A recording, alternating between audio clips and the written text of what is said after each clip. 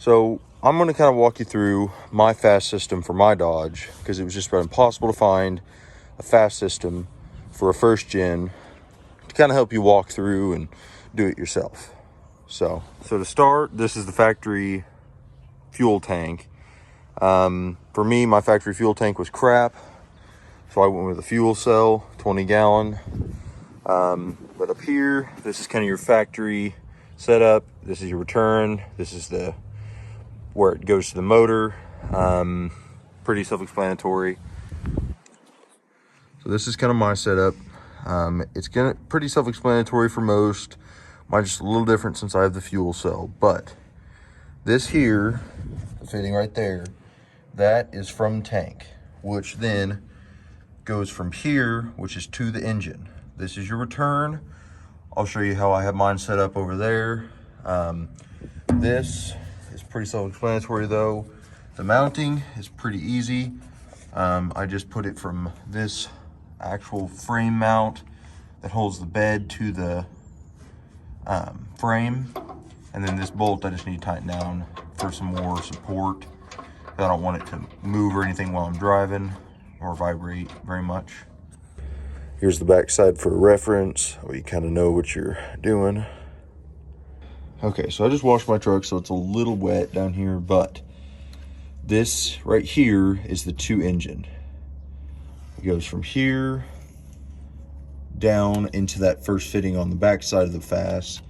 This is a return, which I have the return from the actual injector line that goes up here into a T, which then flows into the other line, which goes back into the tank. Okay, so this is where that 2 engine line goes. I ran it up. It goes right here into the VE pump.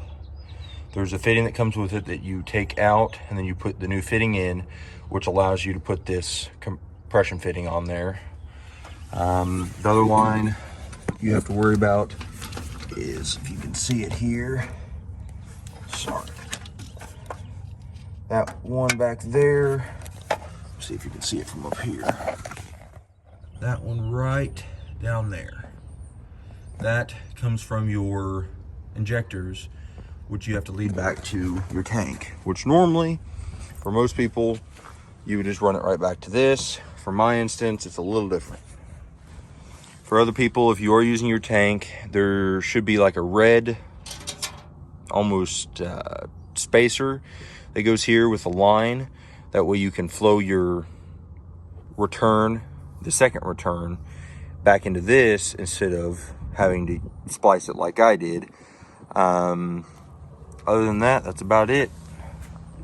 And as for the electrical, it's pretty self-explanatory. It's kind of a mess right here. I gotta clean it up some. Run it up. There's a single wire that you have to run into the cab, into the fuse panel. It's pretty self-explanatory. Just put it in one that's hot, that maybe like the window one. So if you have crank windows, you don't even need that one in the first place. Other than that, just run the ground to the ground and the positive to the positive, and you're good to go. Thank you guys for watching. If there's anything you need help with, just holler. Maybe I can give a walkthrough or just record some stuff I'm doing to the old Dodge here, polishing a turd as I call it. So thanks.